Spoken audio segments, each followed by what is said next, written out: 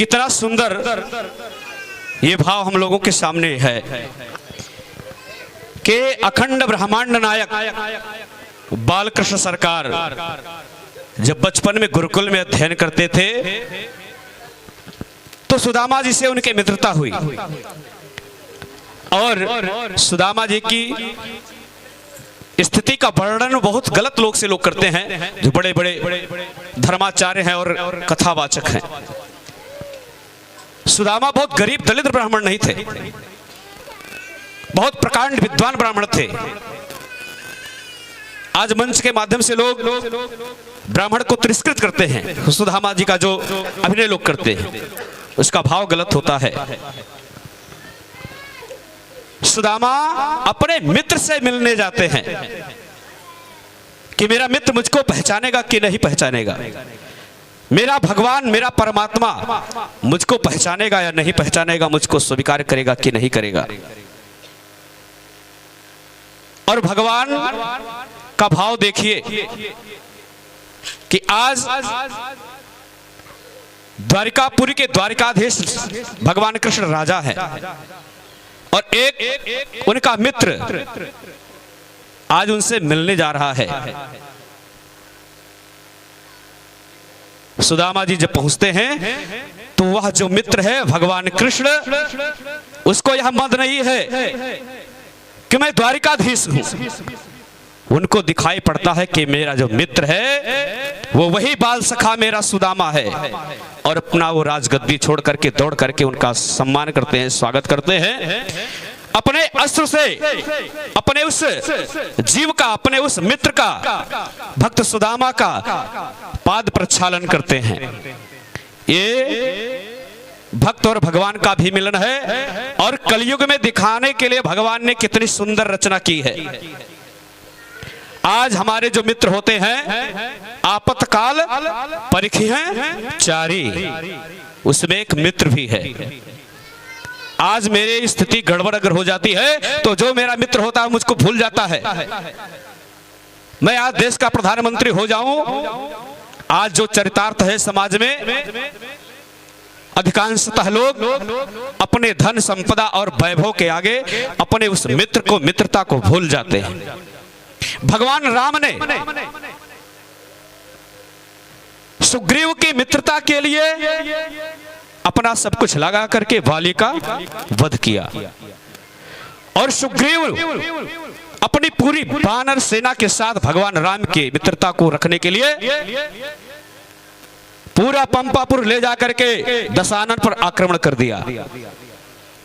कुंभकर्ण ने जब सुग्रीव को अपनी मुट्ठी में बंद कर लिया, सोचिए प्राण खतरे में था, लेकिन एक मित्र का जो मित्रता होता है उसको भगवान राम और सुग्रीव ने किस प्रकार से दिखाया।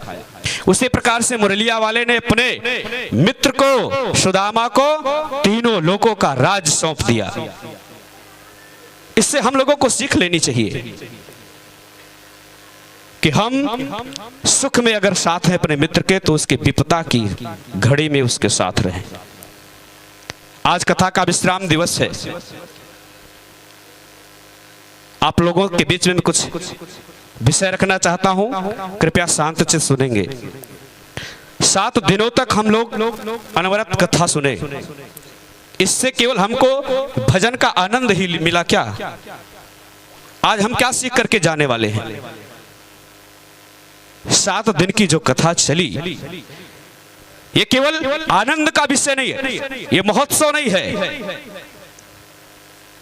यह केवल दिखावा प्रदर्शन का विषय नहीं है। इससे हमको सीख लेनी चाहिए।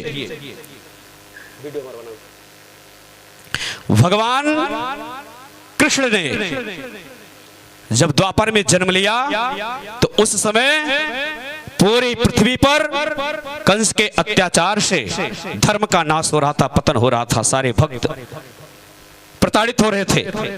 भगवान अवतरित हुए अधर्म का नाश करने के लिए, धर्म की जय के लिए, और धर्म की जय के लिए चाहे जो बन पड़ा भगवान ने वो सब कुछ किया।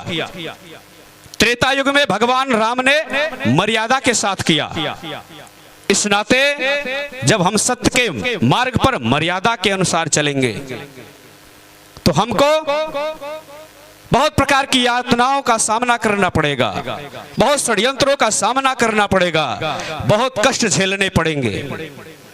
और इन कष्टों को झेलते हुए भगवान राम ने मर्यादा का पालन करते हुए जीव को किस प्रकार से, प्राणी को किस प्रकार से मर्यादा में रहना चाहिए,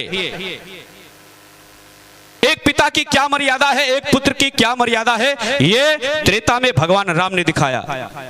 अपने एक पिताश्री के वचन के लिए जो मैया कैकेयी को महाराज दशरथ ने दिया था, उस वचन के लिए महाराज दशरथ चौथे पन में पुत्र रत्न की प्राप्ति पाए, लेकिन उन्होंने प्राण जाए पर वचन न जाए। इस रघुकुल की जो परंपरा रही उसको निभाने के लिए प्राण से देश निकाला दे दिया। कितना कष्ट की बात है। जो चक्रवर्ती सम्राट खोना है प्रातः काल, वो अपने कुल की गौरव की गाथा के लिए, अपने पिता के माता के वचन के लिए राते हुए वन जाने का निर्णय लिया। ये पिता और पुत्र का क्या संबंध है? देखिए, पिता की इच्छा अगर हो जाए, क्यों ना न्यौछावर हो जाए, हो जाना चाहिए। ये राम जी ने एक पुत्र के रूप में दिखाया। एक भाई की मर्यादा को किस प्रकार से लक्ष्मण जी ने दिखाया। अपने भाई की सेवा के लिए 14 वर्षों तक दिन रात जग करके राम जी की भाई के लिए किस प्रकार से दिन रात खड़ा होता है, भाई भाई की भुजा होता है, इसको लक्ष्मण जी ने दिखा दिया। किस प्रकार से त्याग हम लोगों के बीच में होना चाहिए भाइयों के साथ, ये भरत जी ने दिखाया। आज 10 रुपए की नोट का, लेकिन भरत जी ने क्या किया? संपूर्ण चक्रवर्ती सम्राट, जहां तक पूरे पृथ्वी पर सूर्य का प्रकाश था, वहां तक के राजा थे महाराज दशरथ, और भरत जी उसके राजा हुए। लेकिन अपने भ्रातृश्री के उनके वचन के लिए उनके तो भरत जी भूमि को खोद करके उनसे नीचे सोए कि मेरा स्वामी, मेरा आराध्य, मेरा राजा, मेरा भैया भूमि पर सो रहा है, और मैं आज कैसे उससे ऊपर इस राज सिंहासन पर विराजमान होकर के बैठूंगा, राज करूंगा, मोहन भोग खाऊंगा। मेरा राजा कुटी में है और मैं राजमहलों में डबल बेड पर सो। भगवान के बन जाने के बाद भरत जी ने सब कुछ त्याग करके एक सन्यासी की भांति अपना जीवन व्यतीत किया। ये एक भाई के लिए एक भाई का भाव होना चाहिए। एक बिस्सा खेत की बात आती है तो हम एक दूसरे की हत्या कर देते हैं। भरत जी से हमको सीखना चाहिए। ये उदाहरण भगवान राम ने दिया। मैया सीता ने एक पुरुष अर्थात पति और पत्नी का जो संबंध होता है, कितना सुंदर चित्रण है। बहुत कम उम्र थी मैया सीता की। जानकी मैया 12 वर्ष की आयु थी। आज की तरह 35 वर्ष में विवाह नहीं होता था, 40 वर्ष। मैया जानकी कौशल्या मैया के पास जाती हैं कि मां, मेरा पति जो परमेश्वर है, आज की तरह समझौते का संबंध नहीं होता है, पति पत्नी का संबंध कि आप हरैया घूमने जा रहे हो तो मैं भी बस्ती जाऊंगी, आप होटल में खा रहे हो तो मैं जापान और अमेरिका के होटल में घूमूंगी। यह समझौता नहीं था। पति पत्नी का जो संबंध होता है वो आत्मा और परमात्मा का होता है। पत्नी आत्मा है और पति परमात्मा है। संसार में पत्नी के लिए पति से बढ़कर दूसरा कुछ है ही नहीं। पति से बढ़कर के उसके लिए कोई देवी देवता नहीं है, उसके लिए कोई माता पिता नहीं, कोई संबंध नहीं, कोई रिश्ता नहीं है। पति ही परमेश्वर, उसके लिए सब कुछ केवल पति है। इसको मैया जानकी ने दिखाया। 12 वर्ष की आयु रही होगी, कितने कोमल चरण रहे होंगे।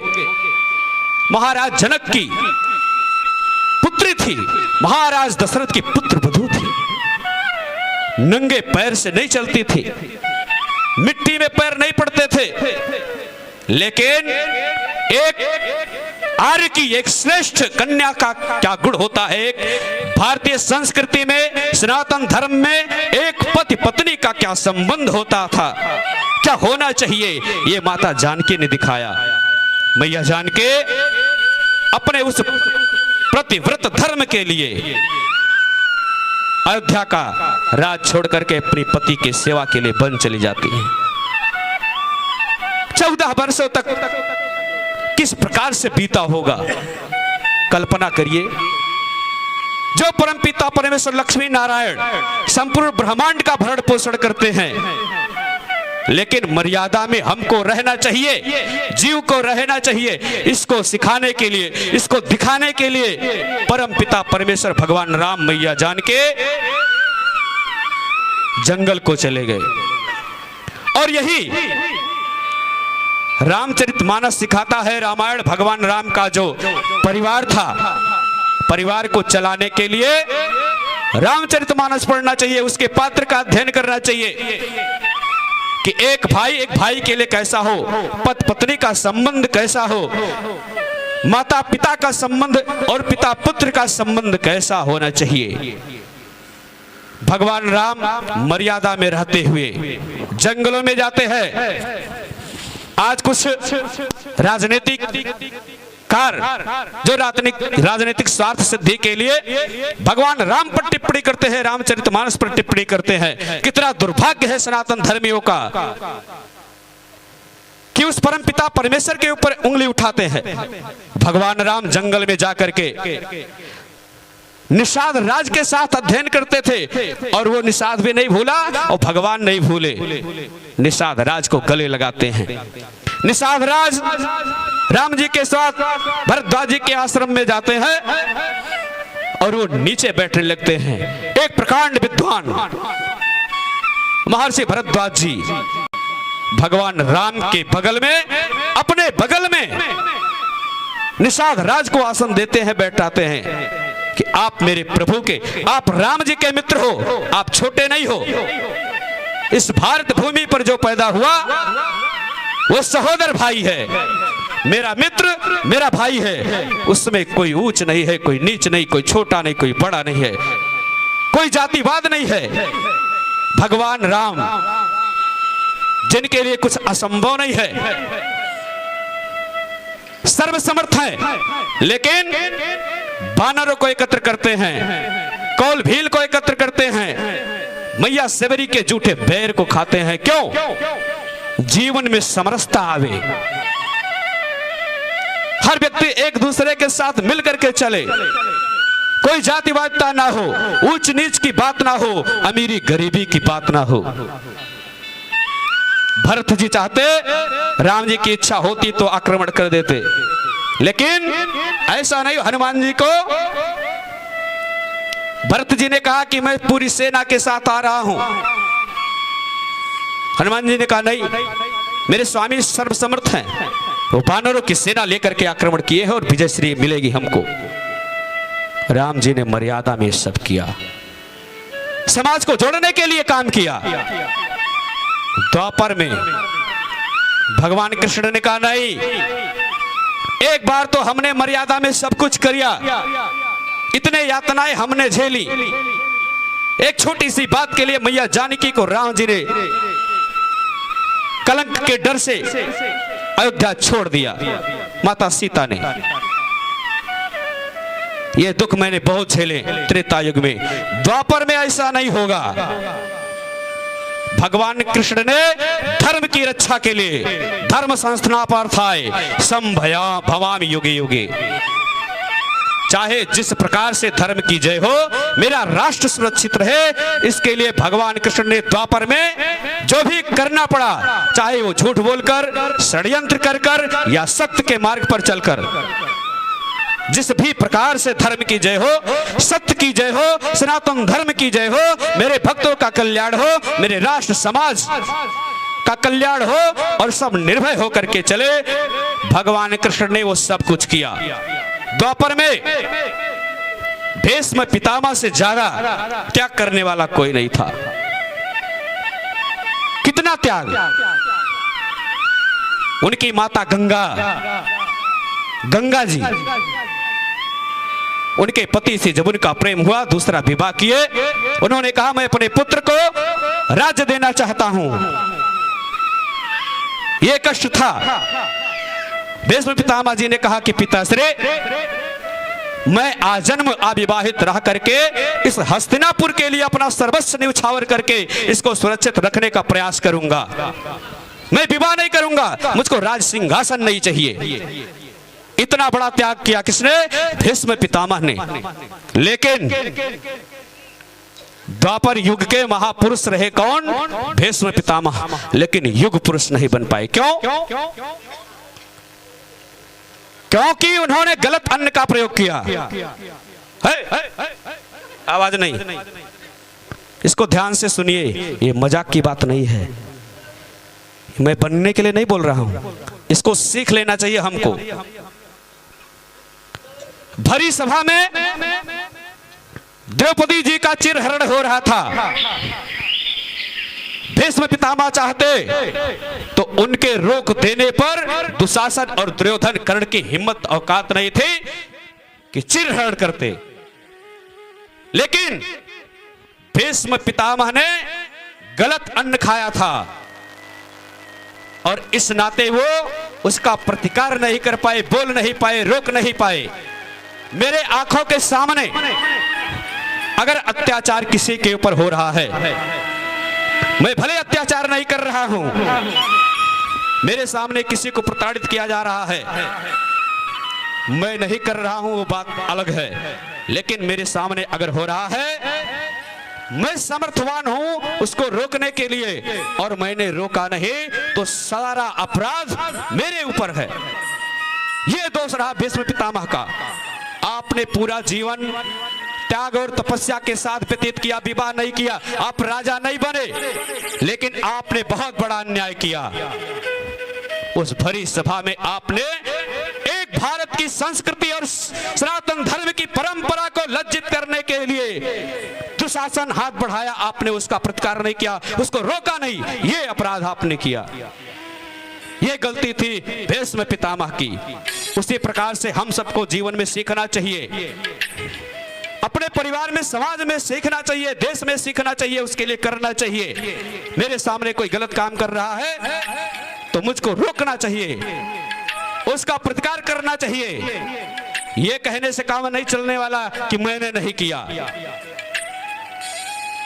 अगर चाहते तो युद्ध नहीं होती द्वापर की। और भगवान कृष्ण ने अत्याचार, अनाचार, दुराचार, पापाचार, इन सब के समन के लिए, चाहे वो कर्ण का कवच कुंडल लेना पड़ा छल के साथ, चाहे अश्वत्थामा के मणि निकलवाना पड़ा, चाहे गुरु द्रोणाचार्य का वध हुआ छल के माध्यम से, चाहे जिस प्रकार से मेरा देश, मेरा राष्ट्र, मेरी सनातन संस्कृति मजबूत हो, अखंड भारत हो, उसके लिए हम सबको खड़ा होना चाहिए, चाहे जिस प्रकार से, चाहे यो यत्न करना पड़े। ये भगवान कृष्ण ने करके दिखाया। अगर आज भारत भूमि, ये मेरा भारत देश सुरक्षित रहेगा तो हम पूजा पाठ यज्ञ अनुष्ठान कर सकते हैं। अगर मेरा समाज, मेरा परिवार बिखर गया तो क्या मैं मजबूत रहूंगा? मेरे गांव में आपदा आ जाए, मेरे जिले में आ जाए, मेरे देश पे आ जाए, तो मेरी रक्षा कौन करेगा? कोई नहीं। जब हम धर्म के साथ चलेंगे तो धर्म मेरे साथ चलेगा। इस नाते चाहे जो करना पड़े, सर्वस्व न्यौछावर करके इस भारत भूमि के लिए हमको काम करना चाहिए।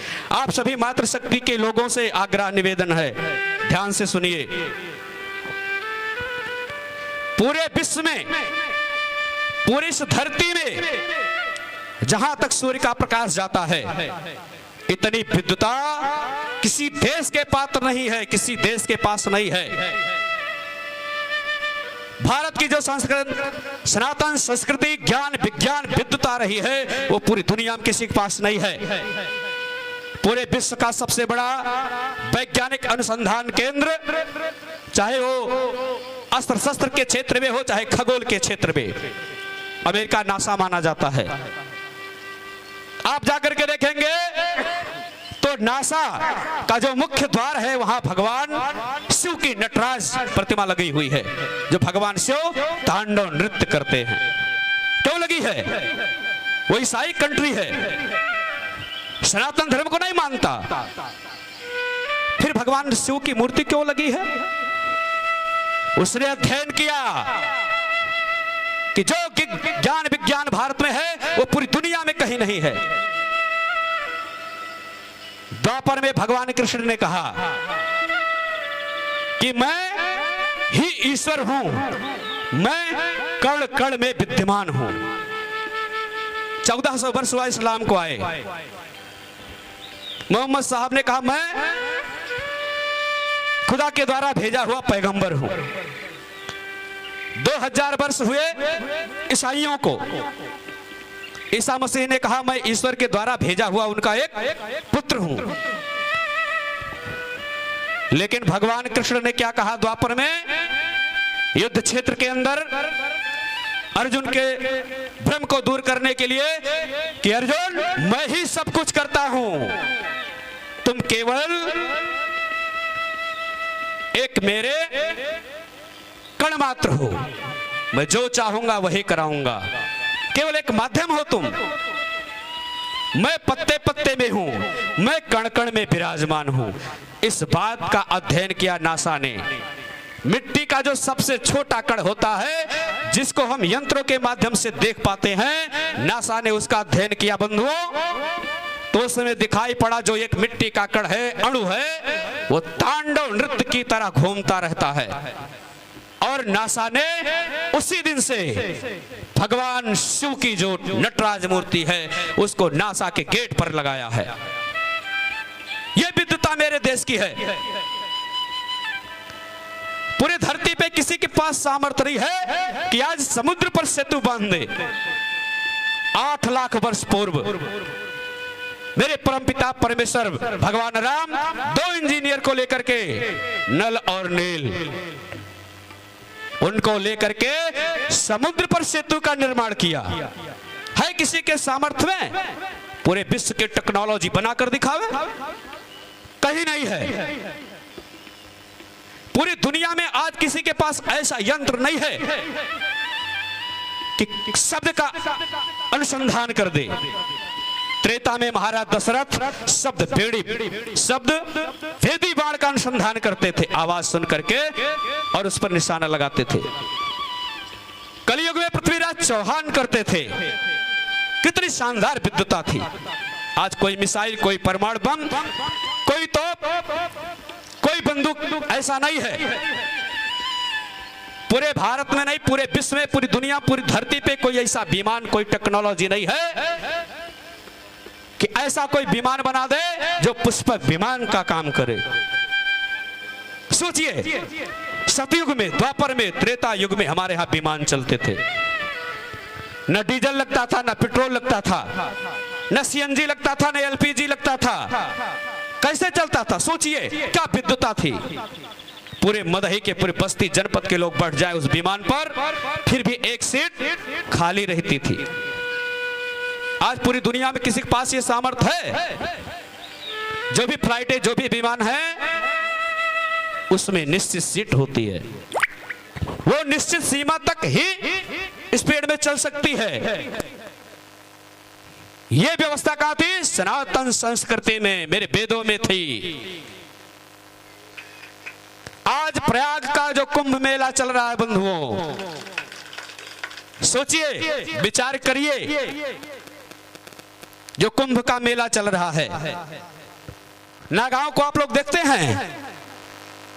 वर्ष भर कहीं एक भी नागा आपको पूरे भारत में दिखाई पड़ते हैं? पूरे विश्व में नहीं। उनके पास मोबाइल है? नहीं है। इंटरनेट की व्यवस्था जंगलों में उनके पास है? नहीं है। वहां समाचार मीडिया वाले जाते हैं क्या? नहीं जाते। अखबार नहीं जाता। वो गुफाओं में, कंदराओं में, हिमालय की पर्वतमालाओं में अध्ययन करते हैं, साधना करते हैं। किसके लिए? राष्ट्र के सनातन धर्म संस्कृति भारत के उत्थान के लिए। और जब प्रयाग में कुंभ आता है तो वो पहुंच जाते हैं। कैसे? उनको कौन बुलाता है? आज तो social media, print media, electronic media, समाचार पत्रों के माध्यम से हम सबको सूचना देते हैं, बुलाते हैं। 72 देश के लोग आए हुए हैं, भारत की भूमि प्रयागराज में स्नान कर रहे हैं। लेकिन उन संत महात्माओं को कौन बुलाता है भैया? 100 वर्षों, हजारों वर्षों के पूर्व कौन बुलाता था? किस प्रकार से आते थे लोग? तो आते थे। उसमें भी बहुत बड़ा वैज्ञानिक है दृष्टि से, और बहुत बड़ा आध्यात्मिक और विद्वता का विषय है। एक जो फटी धोती पहनने वाला विद्वान होता है, जो व्यासपीठ पे बैठे हमारे आचार्य होते हैं, कुल पुरोहित होते हैं, मेरे विद्वान होते हैं, ज्योतिषी होते हैं, पंडित ज्ञानी होते हैं, वो बुलाते हैं प्रयाग में। भगवान काशी विश्वनाथ जो नगरी है वो शिव के त्रिशूल पर है। पूरी धरती का प्रलय हो जाए, विनाश हो जाता है, लेकिन काशी का विनाश कभी नहीं हुआ, क्योंकि वो भगवान शिव के त्रिशूल पर बसी हुई नगरी है। भगवान महाकालेश्वर का जो महाकाल का शिवलिंग है वो धरती के बिल्कुल मध्य में है, सेंटर में है बंधुओं। उसको आधार मान करके उस शिवलिंग को, महाकाल के, काशी विश्वनाथ की नगरी को, विश्वनाथ बाबा को आधार मान करके हमारे यहाँ के जो फटी धोती पहनने वाले विद्वान पंडित ब्राह्मण होते हैं, उनकी इतनी शानदार विद्वता होती है। वो पूरे ब्रह्मांड में कौन सी राशि, कौन सा नक्षत्र, कौन सा ग्रह किस दिशा में चल रहा है, किस वेग से चल रहा है, उसका अध्ययन करके वो पत्रा पंचांग की रचना करते हैं।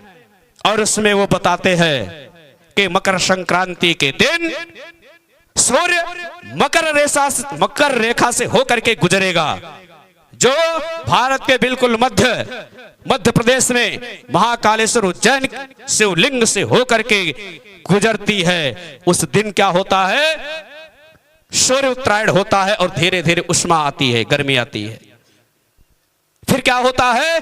उसी को आधार मान करके हमारे ज्योतिषी पंडित विद्वान पंचांग बनाते हैं। पूरे दुनिया में किसी के पास ऐसी टेक्नोलॉजी है जो बता दे कहां युद्ध होगा, कहां भूकंप आएगा, कहां बाढ़ आएगी, किस महीने में कौन सा अनाज, कौन सी धातु महंगी होगी और कौन सी सस्ती हो जाएगी, कब सूर्य ग्रहण लगेगा, कब चंद्र ग्रहण लगेगा? ये पूरे विश्व में किसी भी वैज्ञानिक के पास सामर्थ्य नहीं है ये बता दे। लेकिन मेरे उस जो गरीब ब्राह्मण विद्वान पंडित होता है, उसके पास वो ज्ञान है कि 1 वर्ष के बाद आने वाला सूर्य ग्रहण किस दिन होगा, चंद्र ग्रहण कब लगेगा, कहां युद्ध हो सकता है, कहां आपदा आ सकती है, कहां बाढ़ आएगी, कहां भूकंप आएगा। और प्रयागराज में, नासिक में, हरिद्वार में, उज्जैन में कुंभ कब लगेगा, ये वही पंडित जी बताते हैं महाराज, उसी पंचांग के माध्यम से। और उसी को देख करके पूरी दुनिया के, पूरे विश्व के 72 देश के लोग, पूरे भारत वर्ष के लोग आज प्रयागराज में अमृत स्नान कर रहे हैं बंधुओं। जिस विज्ञान को हम नहीं मानते, जिस विद्वता को, वो अमेरिका मानता है। अमेरिका खगोल या अंतरिक्ष के क्षेत्र में जितने भी अनुसंधान करता है, वो चाहे मिसाइल का प्रक्षेपण हो, चंद्रयान हो, मंगल पे जाना हो, किसी ग्रह पे जाना हो, किसी भी मिसाइल का परीक्षण करना हो, तो अमेरिका भी भारत का पंचांग लेकर के जाता है और उसको देखता है कि आज कौन सा ग्रह, कौन सा नक्षत्र किस गति से अंतरिक्ष में गति कर रहा है, चलायमान है, तब जाकर के वो मिसाइल का प्रक्षेपण करता है और उसका परीक्षण करता है। यह विद्वता भारत की है, पूरा विश्व नकल करता है।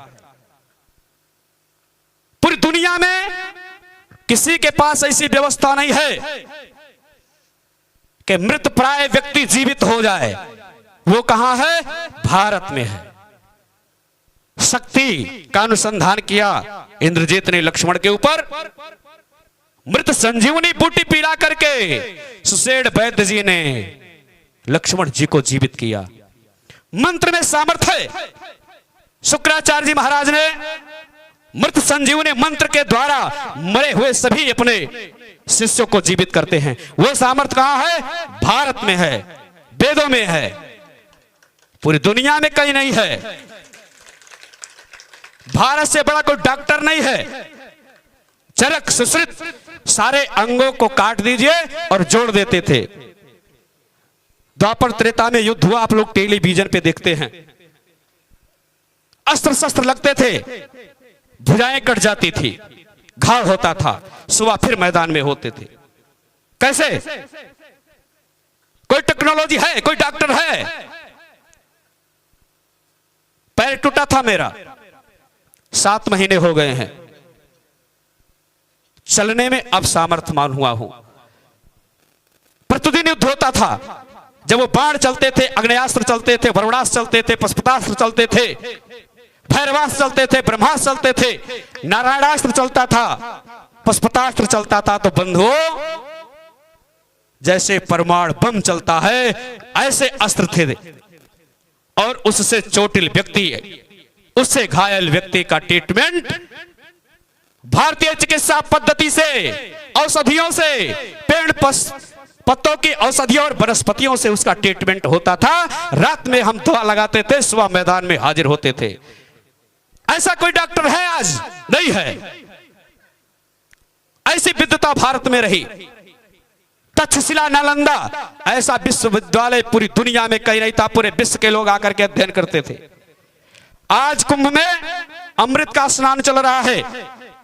10-10 करोड़ लोग स्नान कर रहे। भैया आप विचार करिए, पूरे विश्व के डॉक्टर परेशान हैं, हैरान हैं। वहां कोई मास्क नहीं लगा रहा है, कोई दवा नहीं खा रहा है, सैनिटाइजर नहीं छिड़का जा रहा है, और करोड़ों लोग, 10-10 करोड़ लोग एक दिन में उसी गंगा में स्नान कर रहे हैं। कोई महामारी नहीं, कोई रोग नहीं, कोई बैक्टीरिया नहीं, कोई संक्रमण नहीं। विचार करिए, 2 लोग अगर हम बैठ जाते हैं, सांस के द्वारा बीमारियों का आदान प्रदान हो जाता है। करोड़ों लोग पूरे विश्व से आए हुए हैं, कोई महामारी नहीं है। कितनी दिव्य मेरी मां गंगा है, प्रत्यक्ष उदाहरण है इस कलयुग में। ऐसा कहीं नहीं है। हम अपनी संस्कृति भूल गए हैं। विश्व के 72 देश से लोग आकर के वहां, ईसाई मिशनरी के ईसाई और मुस्लिम देश के लोग आकर के स्नान कर रहे हैं। हर जाति के लोग स्नान कर रहे हैं। राजा महाराजा स्नान कर रहा है, एक रिक्शा चालक स्नान कर रहा है, चाहे जिस जाति का हो, जाकर के डुबकी लगा रहा। मेरे भाइयों, सनातन धर्म में कभी जातिवाद नहीं था, कभी अमीरी गरीबी की बात नहीं थी। ये राजनीतिक दृष्टि से लोगों ने भारत के पतन के लिए मेरे देश में षड्यंत्र किया है। और विशेष आग्रह आप लोगों से कहता हूं, मातृशक्ति के जो लोग हैं, आप एक पति की पत्नी हैं, एक पुत्र की मां हैं, एक सास और ससुर की बहू हैं। आप पर 2 कुलों का भार होता है। एक अपने मायके की इज्जत मान सम्मान रखना, और दूसरा जिस कुल में आई हो उस कुल की मर्यादा को मर्यादा में रखना, उसका उत्थान करना, पतन करना नहीं। क्योंकि जो भूमिका मां निभाती है वो पिता नहीं निभाता। एक बच्चे को जो संस्कार एक मां देगी वो पिता नहीं दे सकता। आजकल की जो माएं हैं वो केवल मोबाइल पे लगी हुई हैं, रील बना रही हैं, अर्धनग्न वस्त्र पहन रही हैं। बच्चा रो रहा है तो उसको कहती है क्या, मोबाइल ले लो बेटा, कार्टून देखो। अपना स्तनपान नहीं कराती, उनको दूध नहीं पिलाती। कार्यक्रम में जाना है तो बच्चे को घर पे छोड़ देती हैं, एक दाई रख देती हैं उसकी सेवा के लिए। कल्पना करो आप स्तन पान नहीं कराओगे, उसको दूध नहीं पिलाओगी, अगर आपका रक्त पिएगा जो दूध है तो उसके अंदर मातृत्व जगेगा, पुत्रत्व का स्नेह आपके अंदर जगेगा। और तब आपके बुढ़ापा में जब आपको उस पुत्र की सबसे बड़ी आवश्यकता होगी तो आपकी सेवा वो श्रवण कुमार की तरह करेगा। ये दोनों लोगों से, पुरुष वर्ग और मातृशक्ति के लोगों से है। अपने बच्चों को मोबाइल से दूर रखें और स्वयं मोबाइल से दूर रहिए। 3 घंटा 4 घंटा हम इंटरनेट चलाते हैं सभी लोग, हमारा दिमाग केवल मोबाइल चला रहा है।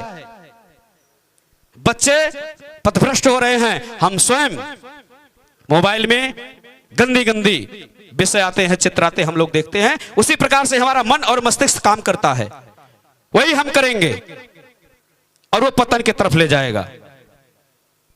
हम अपने बच्चों को अच्छी शिक्षा दें, आग्रह है आप लोगों से, बड़े विद्यालय में पढ़ाइए, लेकिन भारतीय संस्कृति और संस्कार दीजिए। लिटिल फ्लावर सेंट जोसेफ और सेंट बेसिल पर पढ़ाइए। अंग्रेज हो जाएगा, पैसा कमाने वाला वह हो जाएगा, पैसे की मशीन तो हो जाएगा, लेकिन जब सबसे बड़ी आवश्यकता आपको होगी तो वो आपका नहीं होगा। वो पढ़ लिख करके आईएएस होगा, डीजीपी, कलेक्टर, कमिश्नर होगा, राष्ट्रपति, प्रधानमंत्री, उद्योगपति होगा, America, Thailand, Japan, Sikkim, Mizoram और विश्व के कई देशों में जाकर के खूब रुपया कमाएगा। लेकिन बुढ़ापे के समय आपके साथ नहीं होगा, आपका सहारा नहीं बनेगा, आपकी लाश उसी हवेली में सड़ जाएगी और कोई पानी देने वाला नहीं होगा। हंसिए मत, ये हो रहा है, जगिए। ये बगल के गांव की बात है, बगल के गांव की बात है। बोलूंगा तो विरोध हो सकता है। बड़े अधिकारी हुए, पिता का अंत्येष्टि करके चले गए, मां ने घंट भरा। यही चाहते हैं क्या? बहुत से ऐसे परिवार के लोग हैं, सोशल मीडिया, प्रिंट मीडिया, समाचार, टेलीविजन में सुनने को मिलता है कि पुत्र अमेरिका में कमा रहा है, पिताजी एक्सपायर हो गए, वहां से पैसा भेज दिया, किसी व्यक्ति ने उनकी अंत्येष्टि कर दी। 10 दिन बाद पता चला लाश सड़ गई है, गंधा रही भैया, फोन करते रहो, फोन में नहीं उठेगा। यही चाहते हैं क्या? आप लोगों से करबद्ध निवेदन है कि आप सभी लोग अपने बच्चों को संस्कारयुक्त शिक्षा दीजिए। सर्वप्रथम सप्ताह में 1 दिन आप सभी लोग अपने घर में पूजन का अनुष्ठान करिए, चाहे हवन करिए, सुंदरकांड पढ़िए, हनुमान चालीसा पढ़िए, लेकिन अपने बच्चों के साथ यह करिए। सप्ताह में 1 दिन जरूर करिए, मंदिर लेकर के जरूर जाइए और सप्ताह में किसी 1 दिन अपने बच्चों को बैठा करके अपने देश के किसी महापुरुष के ऊपर चिंतन करिए, उसके चरित्र कर अवलोकन करिए, उसको सिखाइए कि शिवाजी कैसे हुए, महाराणा प्रताप, वीर शिवाजी कैसे हुए, चंद्रशेखर आजाद, भगत सिंह कैसे थे, ये उनको सिखाइए सप्ताह में 1 दिन। आपका परिवार टूट रहा है, आज मेरा विवाह हुआ तो हम क्या करते हैं, पत्नी को लेकर के चले जाते हैं दिल्ली, जापान कमाने। जिस मां ने 9 माह तक मुझको अपना रक्त से सींच करके मुझको पैदा किया, उसको छोड़ करके बीबी को लेकर चले जाते हैं। और जब उस मेरा दिल्ली में कोई नहीं होता है, स्वास्थ्य खराब होता है, तब हमको पता चलता है कि मैं पत्नी को देखूं कि स्वयं अपना ट्रीटमेंट कराऊं। हम लोग एक बच्चा पैदा कर रहे हैं, यह बहुत दुर्भाग्य की बात है। अगर मेरा परिवार कम होगा तो जो एक बस पैदा कर रहा है वो मेरे देश पर मेरी हवेली को ले लेगा। कम से कम 2-3 बच्चे होने चाहिए। एक राष्ट्र के लिए, एक समाज के लिए और एक परिवार के लिए। सोचिए, एक पुत्र है, दुर्भाग्य से कुछ हो गया तो क्या कर सकते हैं आप? एक पुत्र है, पड़ोसी से विवाद हो गया तो क्या क्या करेगा? बीमार हो गया तो उसको हिम्मत कौन बधाएगा? आज परिवार विखंडित हो रहा है बंधुओं, आप लोग इसको मजाक में मत लीजिए। हमको बहुत बुरा लगता है, हमारा विवाह हुआ तो हम अपने पत्नी को केवल भोजन, पति पत्नी भोजन करेंगे, सास ससुर देवरानी जेठानी ननद को नहीं खिलाएंगे, नहीं बनाएंगे। रिश्ते खत्म हो जा रहे हैं। बहन नहीं होगी तो हम मौसी किसको कहेंगे, फुआ किसको कहेंगे, चाची चाचा किसको कहेंगे, दादी दादा किसको कहेंगे? परिवार टूट रहा है, और अगर परिवार टूटा तो समाज टूट जाएगा, ये देश पतन को प्राप्त होगा। पूरे विश्व में केवल परिवार की जो परिकल्पना है वो भारत में है। जो हैप्पी एनिवर्सरी मनाते हैं विश्व के अन्य देश के लोग, पति पत्नी का संबंध हुआ 1 साल 2 साल रहे, मने में दूरी आ गई, छोड़ दिए, दूसरा विवाह कर लिए, तीसरा कर लिए। लेकिन यह व्यवस्था अपने यहां नहीं है। एक बार कर दिया तो 7 जन्मों का हमारा संबंध हो गया, वो चाहे जिस प्रकार से हमको निभाना पड़े। ऐसा हमको होना चाहिए। आप लोगों से निवेदन है, आग्रह है, इसको मजाक में मत लीजिए। और आप सबसे भी निवेदन है, आज भारत की स्थिति 10-12 वर्षों से बहुत शानदार है। पूरे विश्व में भारत माता की जय रही, पूरा विश्व भारत की तरफ देख रहा है। लेकिन भारत में चुनौतियां बहुत बड़ी हैं। आज पर्यावरण का बहुत बड़ा संकट है पूरी दुनिया पर। आप कल्पना करिए, हमारे पिताश्री 5 लोग, पिताजी 5 भाई हैं, एक भी पौधा नहीं लगाए हैं,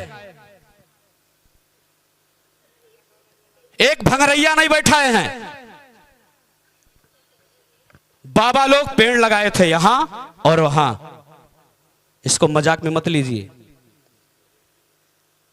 ठीक पूरी बाग उजड़ करके शमशान हो गई है। इस वर्ष पूर्व आप देखे हैं ऑक्सीजन की कितनी बड़ी समस्या थी। ऑक्सीजन से लोग मर रहे हैं। कितना ऑक्सीजन खरीदोगे भैया?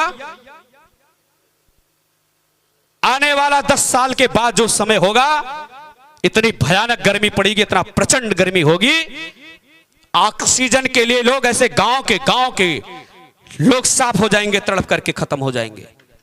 वो स्थिति आने वाली है। आप लोगों से करवत निवेदन प्रार्थना है। मैंने 1-2 बार अपने गांव में विषय रखा, लेकिन मुझको चूतिया लोग समझते हैं। अच्छी बात है, समझना चाहिए। अगर आप वृक्ष नहीं लगाए, हमारे बाबा लोगों ने वृक्ष लगाया था तो मैं जी रहा हूं। आप अपने पीढ़ी को क्या दे करके जाओगे? मौत। 10-15 साल के बाद लोग ऑक्सीजन से मरेंगे। गांव का गांव, जिला का जिला साफ होगा।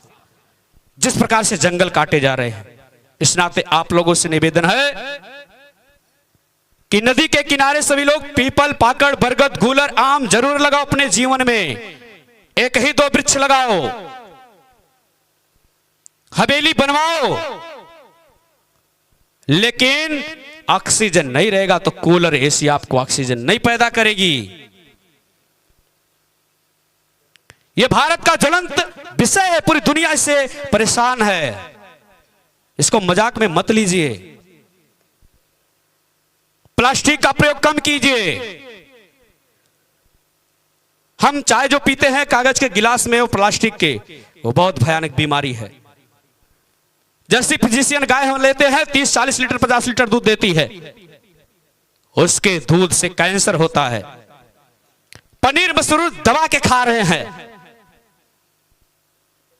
100 ग्राम दूध गांव में किसी के पास नहीं है चाय बनाने के लिए, और पनीर 500 कुंटल खाई लो। कहां से आ रहा है? मशरूम कहां से आ रहा है? जहर है, जहर। और विश्व की ऐसी ऐसी शक्तियां अप्रत्यक्ष रूप से भारत में लगी हुई है कि इनको अंदर से तोड़ दो, कमजोर कर दो। आज से 10 वर्ष के पहले कैंसर नहीं होता था किसी को, हार्ट अटैक नहीं होता था, किडनी फेल नहीं होती थी। लेकिन ऐसा क्या कारण है कि आज 7-8 वर्षों से हर व्यक्ति कैंसर से पीड़ित है। आने वाले समय में 10-10 वर्ष के बच्चे, 2 वर्ष के बच्चे, और आने वाला जो समय है हम लोगों की आयु खत्म होने वाली बहुत कम। पर्यावरण पर ध्यान दीजिए, पनीर मशरूम खाना बंद करिए, दूध की चाय बंद करिए, आयोडीन नमक जो खूब सुंदर प्रचार आता है, सफेद नमक बंद करिए भाइयों, सीधा नमक खाइए। अंग्रेजों ने हमको चूतिया बनाया, विश्व के कई देशों के लोगों ने अपने माल को बेचने के लिए, अपने व्यवसाय के लिए हमको मूर्ख बनाया। सीधा नमक तो विदेश के लोग खाते हैं, हम जहर खा रहे हैं, आयोडीन, चूतिया बनाए हैं लोग। केमिकल खाते हैं, चीनी खाते हैं, गुड़ को छोड़ दिए, केवल शुगर, केवल शुगर, जिसको देखो उसी को शुगर। आप लोगों से निवेदन है, इन सब कुरीतियों को छोड़िए। जींस पहना अपने छोटी छोटी बच्चियों को छोटे कपड़े पहनाना बंद करिए। 376 होगा, कोई रोक नहीं सकता। यह अपनी परंपरा नहीं रही है। घूंघट होना चाहिए, आंचल होना चाहिए बच्चों की छांव के लिए।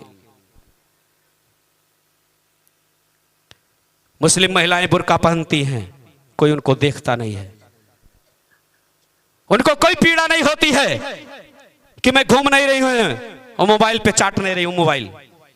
बेशर्म की सारी हदें केवल सनातन धर्म की महिलाएं क्रॉस कर रही हैं। यह बहुत दुर्भाग्य है देश का। आप लोग इसको मजाक में मत लीजिए। आज जो घटनाएं हो रही हैं, लव जिहाद चल रहा है, यह बहुत बड़ा षड्यंत्र है देश के साथ। आप पालन पोषण करते हो, अच्छे संस्कार नहीं देते है, बिटिया भाग जाती है मुस्लिम के साथ, ऐसा षड्यंत्र चल रहा है। ये आप लोगों को ध्यान देना चाहिए। बस बहुत ज्यादा नहीं बोलूंगा, अंदर से लोग गाली दे रहे होंगे, ठीक है ना? क्षमा चाहते हैं अगर कुछ त्रुटि हुई होगी, लेकिन आप लोग इस पर ध्यान दीजिए। मोबाइल कम चलाइए, बच्चों को मोबाइल कम दीजिए, ठीक? जय जय सिया राम, जय श्री राधे राधे। आप सभी लोग पधारे, आप सभी के चरणों में कोटि कोटि प्रणाम है, और भूल चूक गलती त्रुटि के लिए क्षमा चाहता हूं। जय श्री राधे।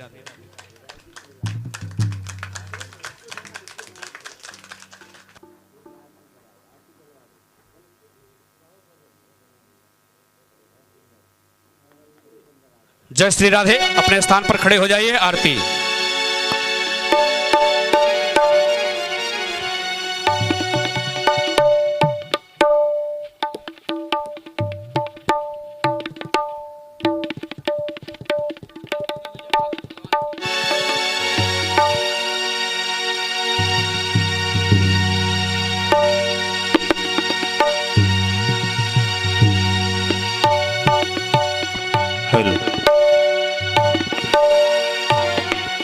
श्री राधे राधे श्याम, राधे श्याम। श्री सभी लोग आरती के लिए खड़े हो जाए। ओम पुनन्तु मादेव जनाः पुनन्तु मनसा धियः पुनन्तु विश्वाभूतानि जातवेदः पुनीहि माम्। श्री भागवत भगवान की ये आरती, पापियों को पाप से है तारती। श्री भागवत भगवान की है आरती, पापियों को पाप से है तारती। श्री भागवत भगवान की है आरती, पापियों को पाप से है तारती। भागवत भगवान की है आरती, पापियों को पाप से है तारती।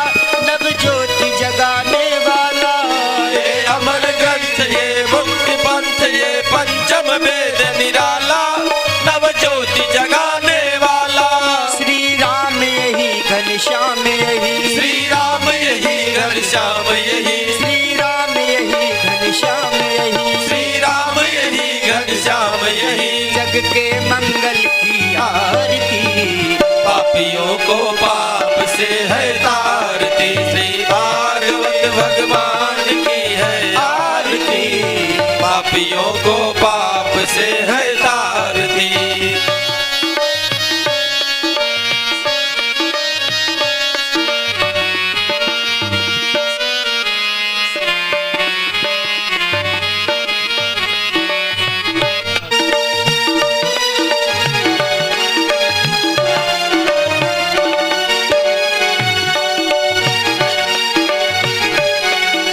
शांति गीत पावन पुनीत पापों को मिटाने वाला, हरि दर्श कराने वाला।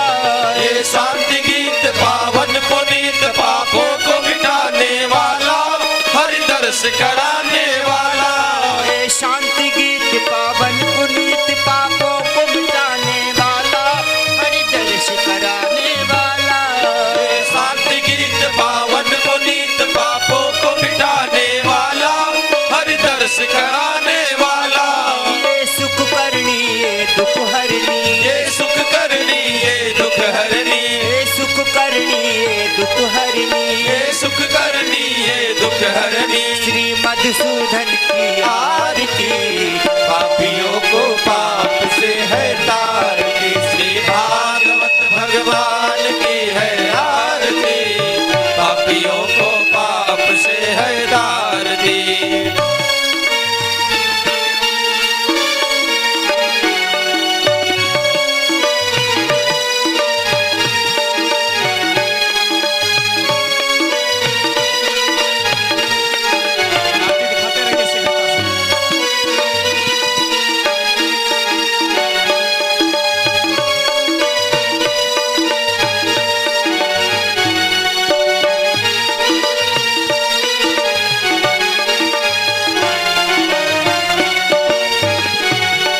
ये मधुर बोल सदपंथ खोल सतमार्ग दिखाने वाला, बिगड़ी को बनाने वाला।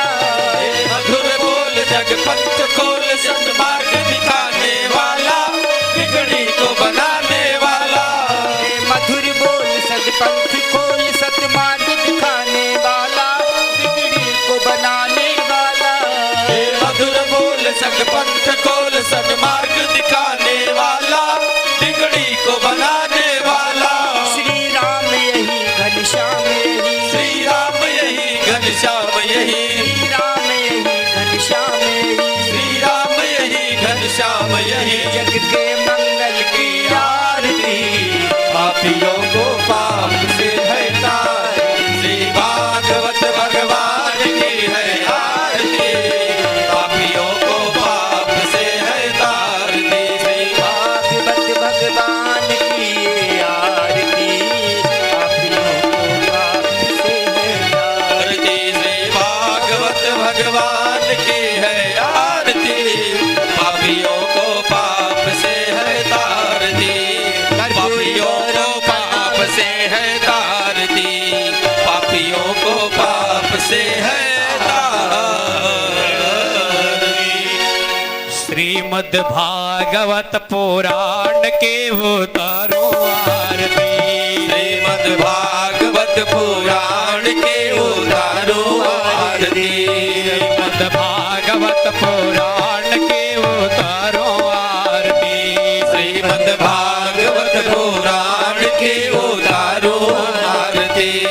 उतारो आरती, हाँ उतारो आरती। उतारो आरती, हाँ उतारो आरती। श्रीमद् भागवत पुराण के उतारो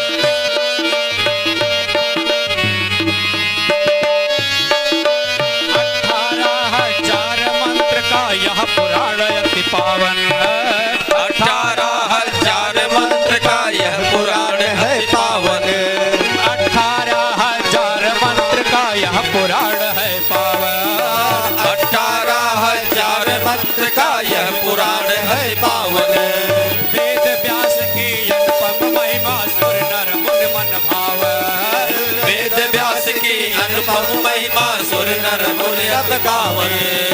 ऐसे प्यास भगवान के उतारो आरती, ऐसे प्यास भगवान के उतारो आरती। हाँ उतारो आरती, हाँ उतारो आरती। श्रीमद् भागवत भगवान के उतारो आरती। ऐसे कृष्ण भगवान के उतारो आरती, श्री कृष्ण भगवान के उतारो आरती।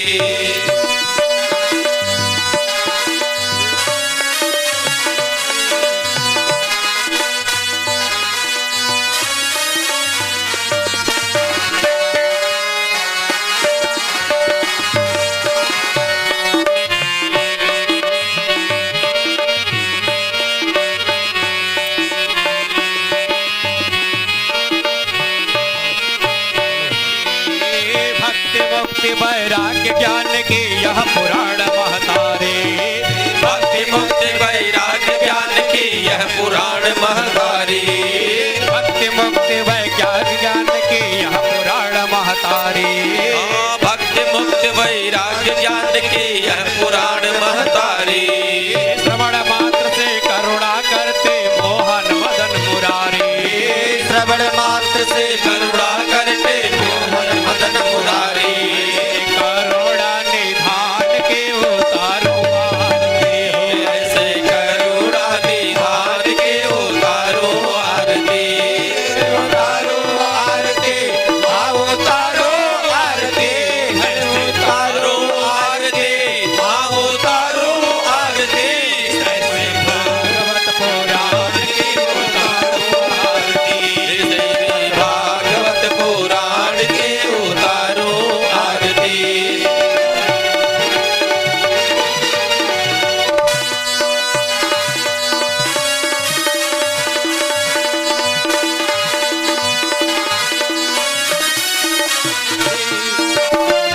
भागवत भगवान के उतारो आरती।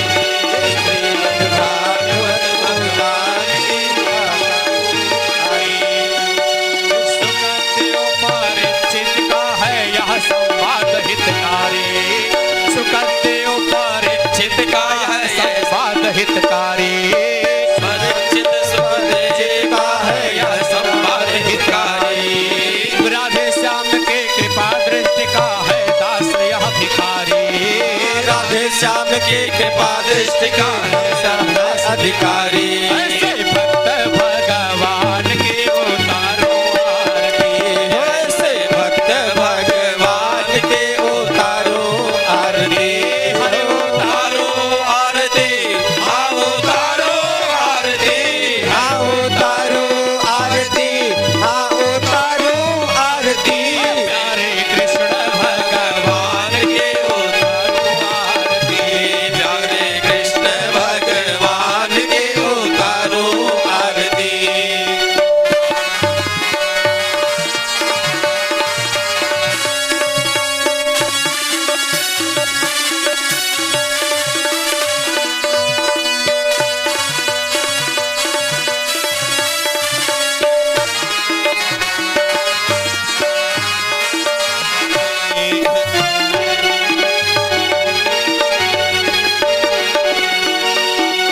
रामदही में पाणे जी के घर भयो महोत्सव भारी, रामदही में पाणे जी के घर भयो महोत्सव भारी। यह मदही के पाड़े जैसे यह महोत्सव हमारी। शिव शरण पाणे के घर भयो महोत्सव भारी, शिव शरण पाड़े के घर पे भरी महोत्सव भारी। जान के शरण पाणे के घर पे भयो महोत्सव भारी। जानकी शरण पाड़े के घर पे भयो महोत्सव भारी। अरे कथा श्रवण कर, अरे कथा श्रवण कर, स्वर्ग लोक में मगन पाप महतारी। ऐसे कृष्ण भगवान के उतारो आरती। ऐसे पाणे खान दान के उतारो आरती, ऐसे भागवत भगवान के उतारो आरती। उतारो